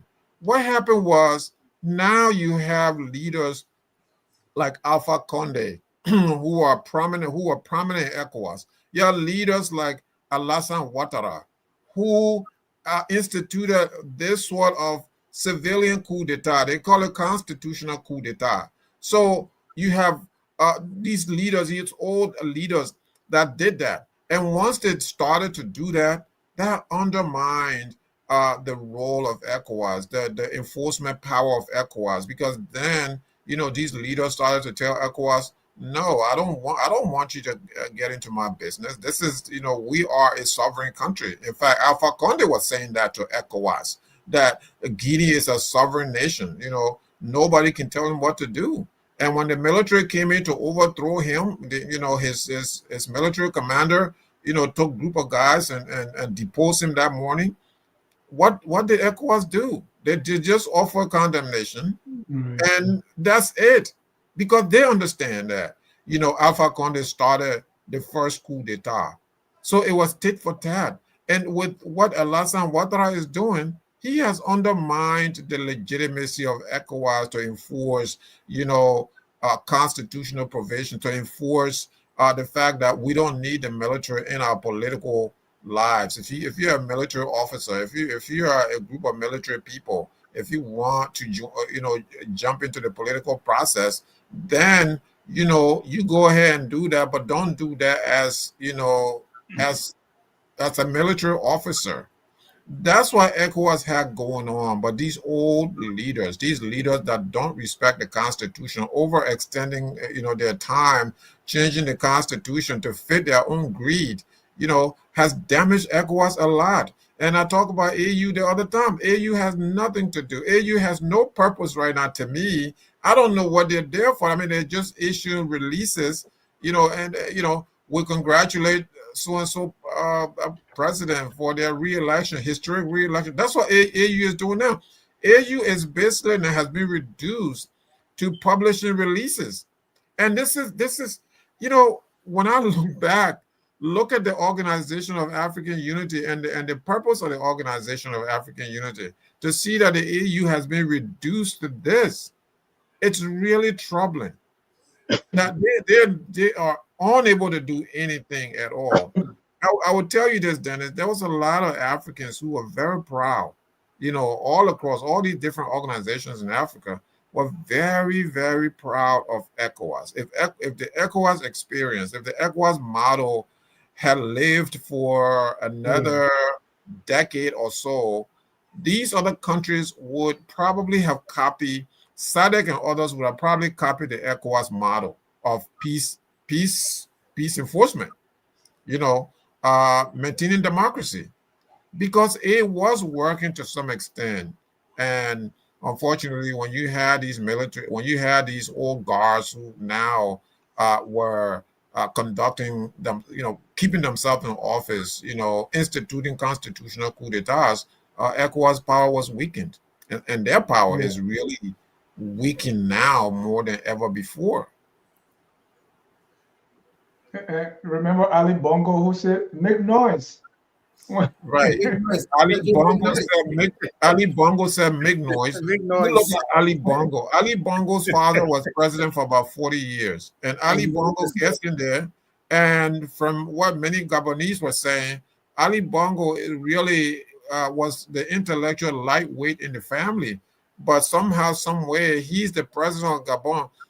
He got sick and went to Saudi Arabia went to the Middle East, I think somewhere Middle East or Morocco for several months for treatment. He comes back, he's really incapacitated, but he still says he's running the country. And from what I heard from Gabonese, Gabonese media and so on, that his wife was actually signing official documents on his behalf because he couldn't sign them no more. He couldn't read these documents anymore. And yet, he sits there in the mansion, in the presidential palace. It's unbelievable. Yeah. Right. Now they're talking, so make noise. I said, why you didn't ask for noise before? Right. So Like, get out Crossroads, and go make noise. Make all this noise. Right. Right. Yeah, to me, ECOWAS or AU, let's say AU itself, to me, AU lacks integrity. You saw AU was here when they killed Gaddafi and they didn't do anything to help Gaddafi. And from there, I never had anything to do with AU. Like ECOWAS been trying, but like I said again, you have the big hands in everything. You have big hands in everything that they do. Those big hands are the one that suffer in Africa. Like France, for instance, if the Ivorian were to say, yeah, they want to go on the street, they were going to go on the street. No Western media are going to report it because France is going to block that. So it been like that. So ECOWAS, to me, like when they wanted to take on Niger, to me, then I didn't support them because they didn't take on Burkina Faso, they didn't take on Mali, but then they wanted to go to Niger because France wanted them to do it because France interest was at risk. So yeah, that's the reason why it was condemned. But you know, I think AU should go back to the Kwame Nkrumah proposal where if you are doing bad in your country, the entire Africa should come there and take you and give your people chance to do this thing. But then moreover change it. There where you have the division of African unity. If you read that, you know, we let's say Kwame Nkrumah group, they were actually enforcing true liberation. USA. And then you have the Moreover group saying no, we don't want to interfere with anybody, with any political, with any country, even if the person is doing bad, none of our business.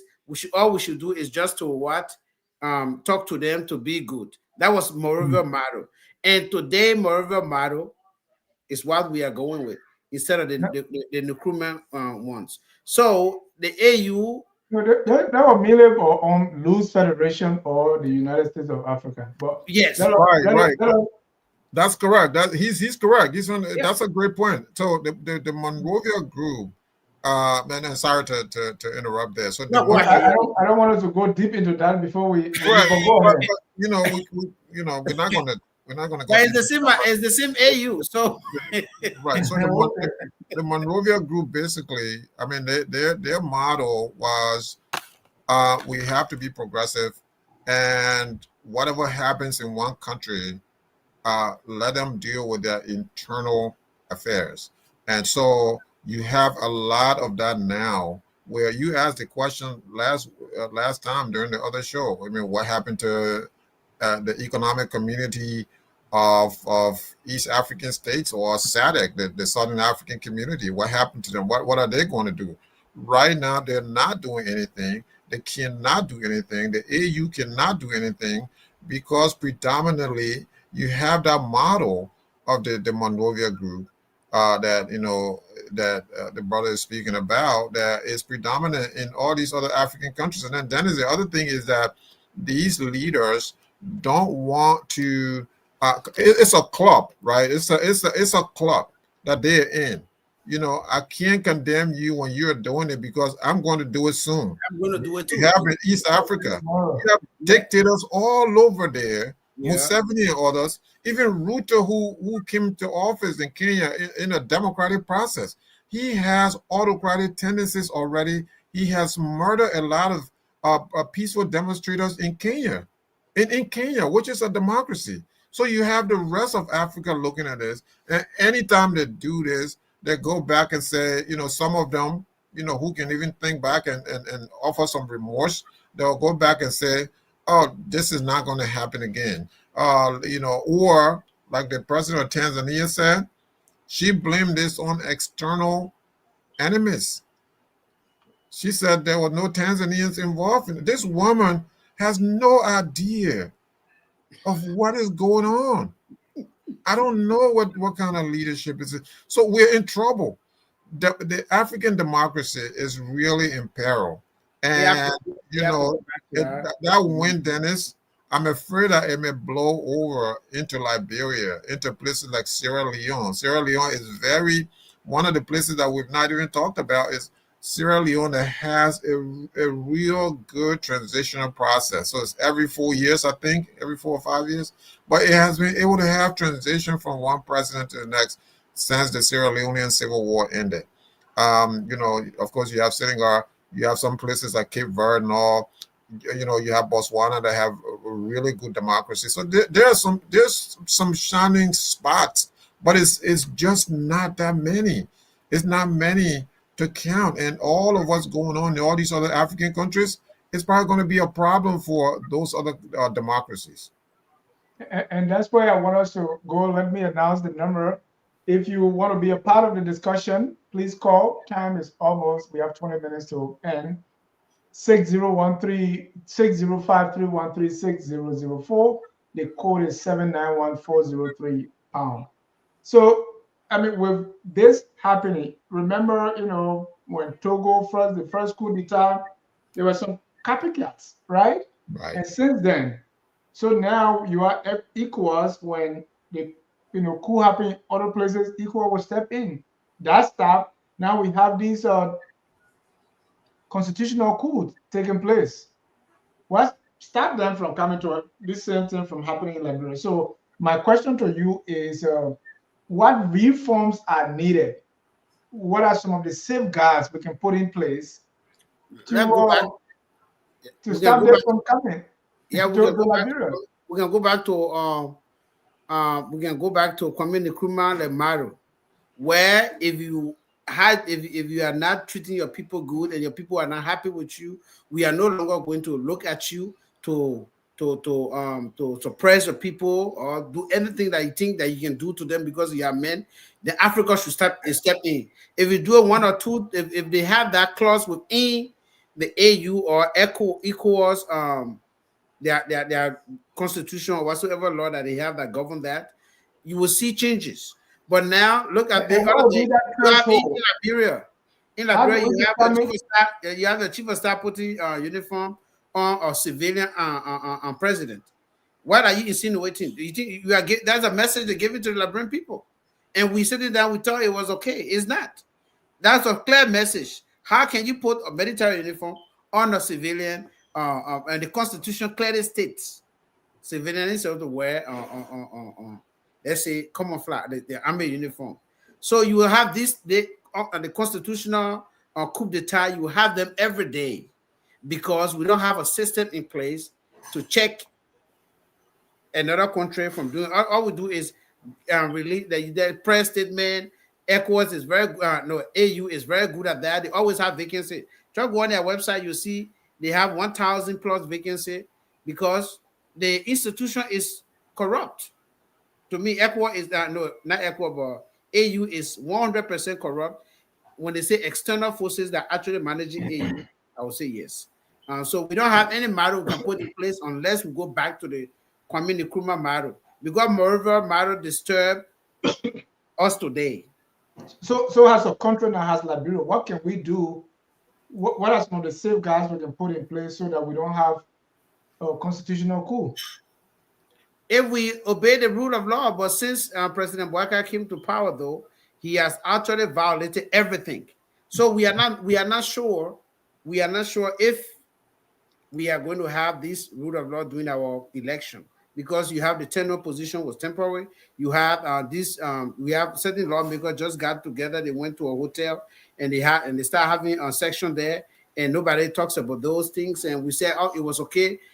When we start doing the party lines, that if you're a sedition, if a CDC person does wrong, say it's wrong. If you're a unity party person, if a unity party government does wrong, it's wrong. Let's put Liberia first. That's all.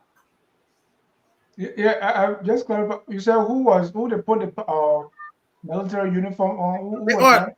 They put just so you didn't see that? No, I didn't see that. The defense minister, the chief of staff, dress Bwaka the other time. I'm a uniform. But why would, I mean, is it the chief of staff responsibility to dress president? I don't Just say, know. But just say, if you saw it with him, why are you holding the chief of staff instead of the president who wore the uniform? What kind of baby? no, I'm saying I'm just trying to give a scenario where, because he asked a question, how can we stop these things, right? And I said it was a message they sent it to the Liberian people to put a civilian person, that you are a civilian president, you are not military president, or you are not a military coup leader. But then suddenly your defense minister and your chief of staff convince you to put it on, to Right. take No, what pictures. I want you to say, if you saw Bwaka wearing a uniform, say Bwaka put on a military uniform. You are saying somebody put it on him as if he's some. No, but he wore it. The Right. dress. So I want you to say Bwaka. If you saw it, I didn't see it. That's Say why it was on social media. So You didn't see Bwaka it? wore military uniform, but if you say the But chief he's of the staff, commander-in-chief of the armed forces But by still, virtue of that position. yeah, but the constitution is clear about the wearing of uniform. Whether you are he's commander in chief, yeah. Wait a But minute. why you think on Armed Forces Day he didn't wear a uniform? On You Armed said the Forces Day? Constitution. What section of the Constitution said the president can't wear military uniform? No, not president, civilian. Right, And but what he's section of the Constitution said that the commander-in-chief cannot okay. wear I will do a research. I will do a research. But I'm 100% sure it is. We're supposed to. There's no civilian. all right. But I'm not blaming Bwaka though. I'm still blaming the chief of staff and the defense minister that advised the president to put it on. And how you know they did? Because they were there. They took the picture with him. They took it there, not the president. The defense Yeah, minister but advises the president. So is the chief of staff gave information to the defense minister. The defense minister advises the president. So I'm still going to blame them. Mr. Sharif, what reforms are needed in Liberia's judiciary, in the NEC, that's the National Election Commission, and in civil service to ensure independence? Because we're trying to avoid this military constitutional coup. One of the things that should really happen is so besides reduction in the presidential term, which I've talked about, is sometimes I feel like what you can do in addition to the Constitution is a determined people who are determined to keep their democracy, to safeguard their democracy. Sometimes it only takes one tyrant, one autocrat to undo everything that you've done in the last century and a half, right? Or I should say in the last half century. In our case, in the last quarter century since after the Civil War. It would take an autocrat. So sometimes, say for instance, a president who would say, in the interest of the country, I'm going to concede. I'm not going to put the country through all of this. I'm going to concede this election. There's nothing in the Constitution that's asking them to give concession while the votes are still being counted. But that's an act to me of patriotism. That's an act of nationalism, understanding that you want to keep your country united and a cohesive unit, and understanding also that you setting this precedent, PRECEDENT, this precedent, so that others can follow that precedent. Understanding that the nation is bigger than you, understanding that the Constitution, we're all under the Constitution. And so when you do things like that, you keep your nation stable. But all it takes is one autocrat to say, I don't agree.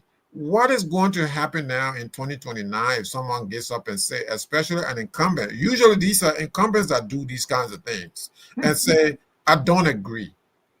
In fact, I was cheated.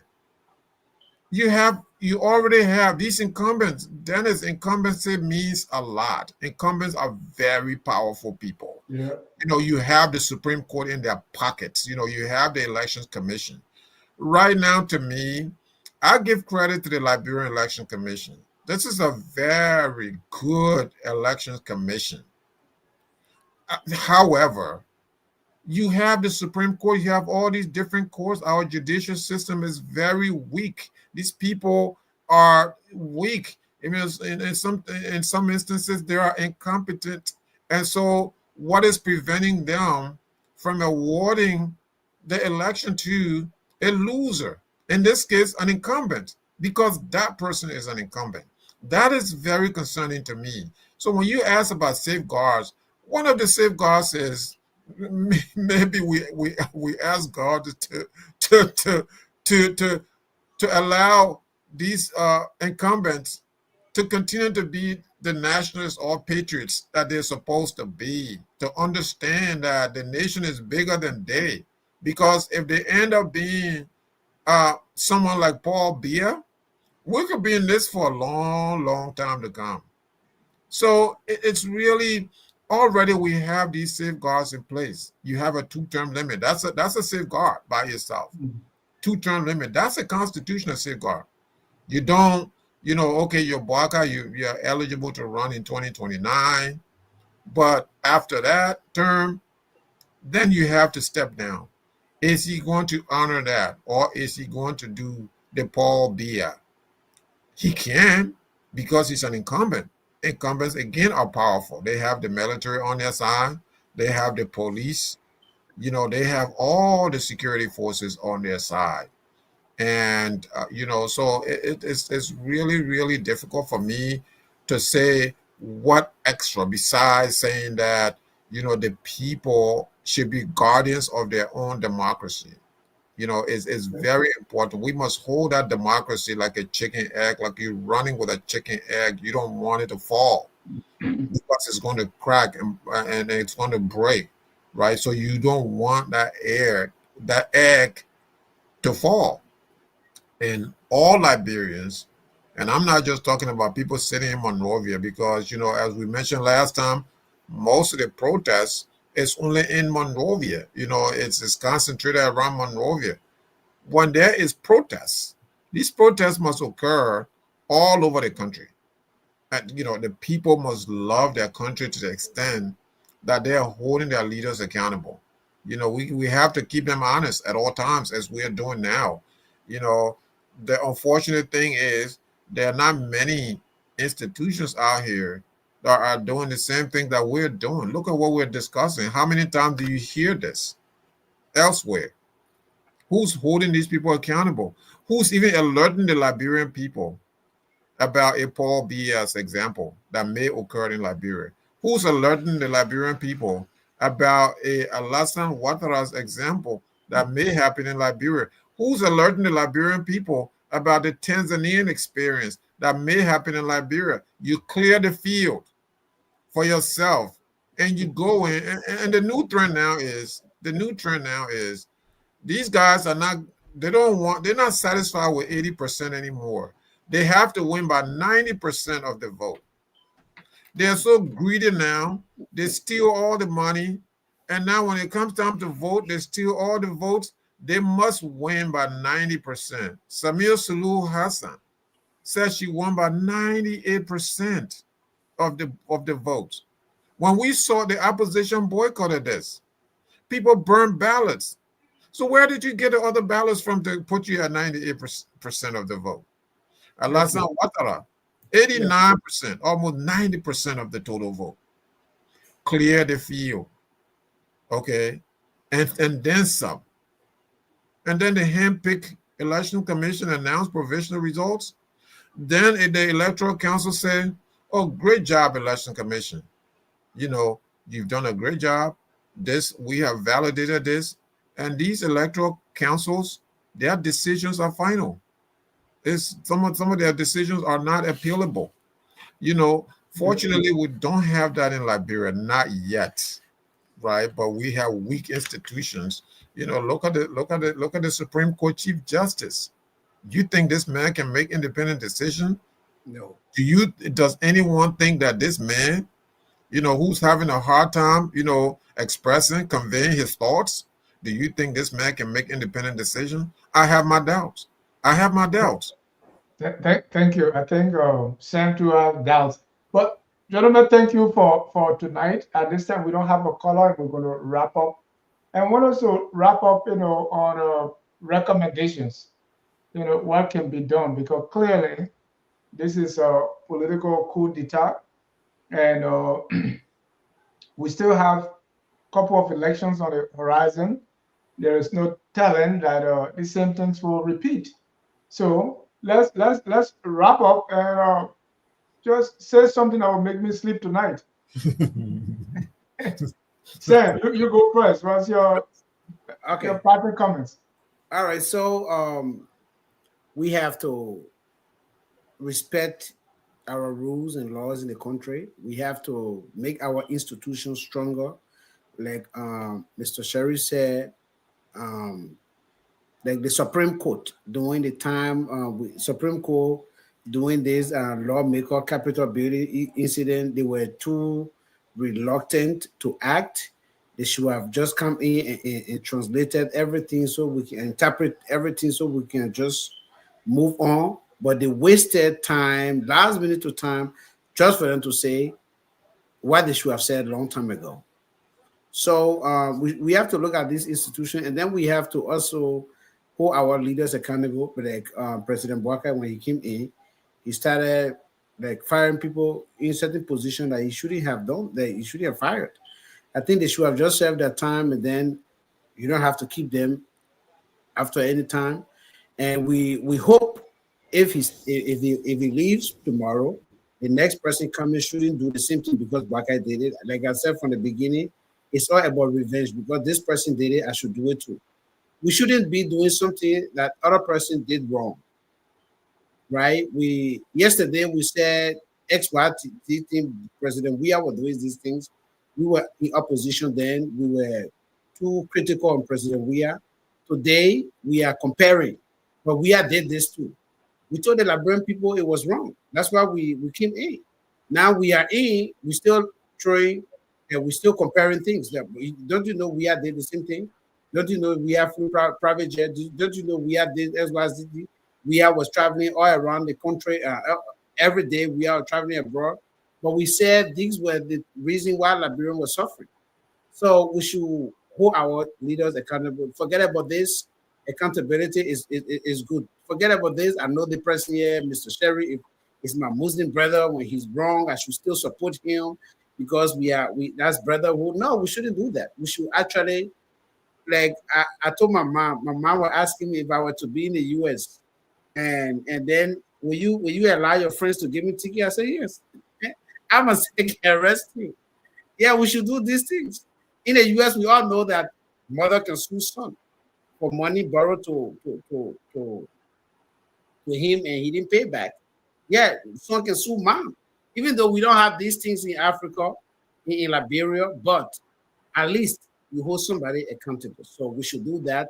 So accountability matters. As long as we do these things, I think our rules and in America, that's the same thing. Like we had Joe Biden was president, his son was in court. He didn't say because I'm president, my son shouldn't go to court. So we should actually uphold our laws and respect the Constitution of Liberia. I think the Chief Justice for me is a mistake. Ben, Chief Justice, I think Yeke Koruba petition to remove him should go through party line, but I doubt that. I think he should be removed because we already saw what he did by referring his son and then translating it, interpreting it with I think he didn't even understand why he was interpreting it. But then the president, I think the man himself resigned. So we should respect our rules. We should respect our constitution. If they say red light stop, because I know we the Liberian will respect laws here. Then when we go to Liberia, it happened to me where I didn't see for me I didn't really see the red light that I drove through it, but and my brother who was there said, "Oh, forget about this. This is Liberia." I said, "No, we shouldn't do that. We should respect our own country. We should respect our people. We should respect our government, and the government should also do the same." Thank Not you. because you're in power, we should all respect one another, whether government or not government. Stop supporting something that is wrong, or because you are a partisan. The partisanship is the problem that I have with Liberians. Thank you. So from the people calling you Ouattara supporter. Oh yeah. In fact, Actually, Elvis is questioning. He say, "Oh, every comment was he know I always have any problem with him be extreme, so you know I can't read that comment." But Mr. Sharif, you're closing. So, you know, in the United States, yesterday we voted here, and there were elections all across the country yesterday. This is an off year, an odd year election, and in one of the boroughs, in the Philly suburb, a young Liberian was just elected mayor of Darby Borough. Another young Liberian was elected as the sheriff of Delaware County, Pennsylvania. Another Liberia on the city council in Ben Salem, Yeah, where I used to live before relocating. yeah. So, look, this is a great achievement in the Liberian community. And a friend of mine, uh, Mr. Sako, by the grace of God, next year, Mr. Sako will uh, be elected as the Democratic nominee for the Pennsylvania State Assembly. And he's going to go into the State House in Harrisburg, Pennsylvania. So I say all this to say, look at us here. We are full participants of the process here. Then, as soon as the polls were closed, we started, bless you, as soon as the polls were closed, we started getting results. Before I went to bed last night, I got these results. In Cameroon, these people voted October 12th. They didn't get their results till 2 weeks later. And the result they got was sanitized, changed, torpedoed in favor of a dying old man who does not know, has no clue what part of earth he's on. He who has not been seen in public since he was given those votes. He has not come out to acknowledge his own alleged victory. He hasn't been seen in public. Nobody knows where Paul Biya is. If anyone knows, please, they can tell us. Nobody knows where this man is. And that's the man where a group of people sat in the room to impose on the Cameroonian people. This is a disgrace for Africa. And then in Tanzania, this woman, you don't want to believe it, but she's a dictator.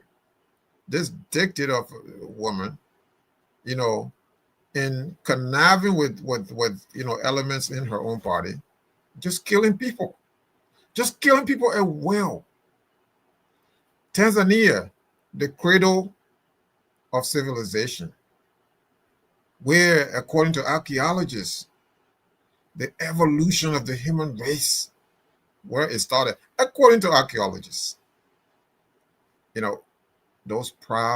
are proud as Africans when we read these things, when we are exposed to these things.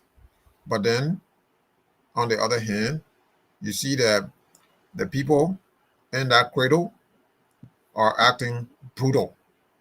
The leader, who's supposed to be a leader of the world, a leader of Africa, a leader, a global leader, this woman, who's supposed to be a global leader, is now, a brutal dictator, killing people, sending kids, sending men and women into the mortuaries of Tanzania. Cote d'Ivoire, you have a man who was excluded himself, right? Look at this, Dennis. Look at the irony of this. A man who himself was excluded from participating in the electoral process in the mid 90s. He didn't participate in the 1990 election. Bagbo it was Bagbo versus Ufo Boigny then. But after Ufo's death, Alassane Ouattara has been trying to run for the presidency since 1995. He was excluded in 95. He was excluded in 2000. And now, after the rebellion, when Bagbo was forced to concede, then Ouattara was given the space to run for president. After all the things that he went through. And Dennis, he is now excluding other people. Yeah. Why in the world? He will be the architect of exclusion. And then, you have the tribal people saying, well, this is our time. But your time will end too. Why is it that we can't have a level playing field where Dennis, after my 2 term, I get off the scene. I don't care if anyone else follows me that's not my tribal person. In fact, this nonsense about tribe and ethnicity, we should stop it. Right. And it's in the hands of the African leaders too. It's in the hands of a lot of African leaders. So therefore, as Sam said there, as you hear Samuel said, when he leaves, then there's going to be reprisals on his people as well. We've seen this. History have taught us these things, that following these kinds of clamp down, people always wait for the leader to die, to disappear from the scene.